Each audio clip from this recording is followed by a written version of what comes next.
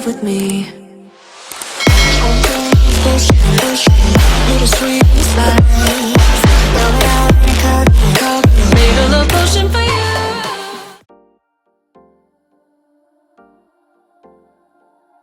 Hello, what is up everyone? Hope you're all doing well. So we're going to start off by grabbing some foundation, and I'm just going to simply apply this with a blender. All the products will be listed in the description box below, by the way. And then you want to grab some concealer and just do your usual, basically like normal routine. So under the eyes, on the forehead, and then blend away, filling them in. Then grabbing some concealer, I'm just going to highlight underneath them. I believe I was using the NYX Can't Stop Won't Stop concealer, L'Oreal foundation, and also the NYX Can't Stop Won't Stop setting powder underneath my eyes. Next, grabbing the P.louise Base, I'm just going to prime my eyelid, and then grabbing the NYX Modern Dreamer palette, I'm just going to create this beautiful pink to orange to yellow transition. So you just want to pack on the colour using an eyeshadow brush, and then you want to fan out the edges so it's nice and smooth and blended. I know, if you're thinking that I'm crazy for doing foundation before the eyes, yes, I'm actually one of those people who usually put foundation on before doing the eyeshadow, just in case you were wondering. And then I'm also just sort of extending the colour out as well. Next, moving on to the eyeliner, I'm taking the NYX Epic Ink Liner, and you just want to create a wing. And of course, you don't even have to worry about the other side, which is the most amazing thing. Next, you can take any sort of pencil. I'm using the NYX Jumbo pencil in Milk, and I'm just going to sketch out the rough shapes. Top tip for this look is grab the cake that you're using, put it next to you, and copy from that. You want to try and get it as close as possible to the real thing. So I'm actually using some cream paints for this look, and I'm just very simply painting in the base colours. Obviously trying to match it to the cake as much as I can. Not worrying about details at all at this point, just literally getting the shapes as accurate as possible. Make sure you got the cream in the middle of these sections as well. As you can see here, I'm starting to sort of dot some white, and this is just going to create some texture.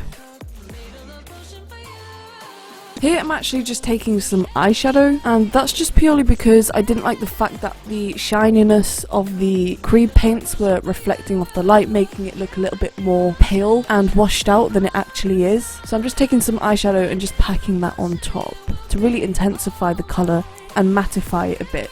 And then you want to do the same with some deeper shades as well. Just kind of dot it around, use your finger and dab, and just kind of mess around until you're happy with the texture. Moving on to the shadow. So this is the part that's going to really change the entire look and make everything pop. So grab some black eyeshadow and just grab a angled brush and line it across the line, I guess. Really simple. And you want the black to be more intense as it goes towards the line, and for it to kind of fade out as it goes away. So just grab a bigger brush once you've put the line down, and then just kind of fan it out. Yeah, very simple. Just do it. I'm also applying some black at the bottom as well, and this is going to kind of create the illusion that a section has been cut out. Moving on, I'm grabbing some liquid latex by Mehron. You can also use some eyelash glue if you wish, and you just want to apply these sprinkles around the edges.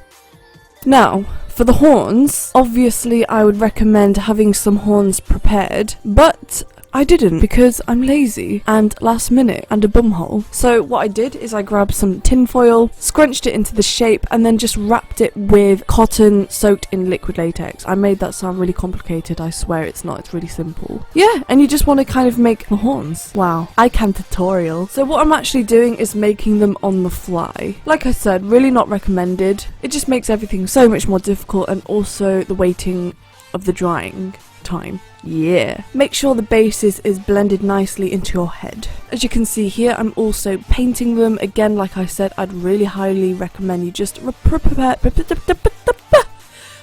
first, and then your life will be easier. Apply your lashes. I'm using Land of Lashes number, I don't know, it's going to be in the description box below, okay, I'm sorry.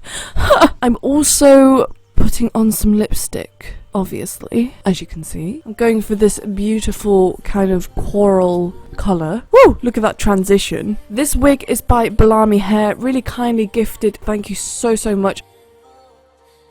grabbing a piece of masking tape and some tissue so you don't wax off your eyelashes. You want to cover your eye. Make sure this is like the very last step that you do, obviously because you've only got one eye now. And then grabbing the Mehron Sin Wax and some Prozaid. You want to obviously adhere this to your eyeball and then sculpt it as desired. Definitely use some Vaseline to smooth it out into your face and also help you to sculpt it as well. You want to make sure that it's really blended into your face. Like, you don't want it to be sort of shitty because it's just going to really kind of give away the effect. So really smooth that down into your skin.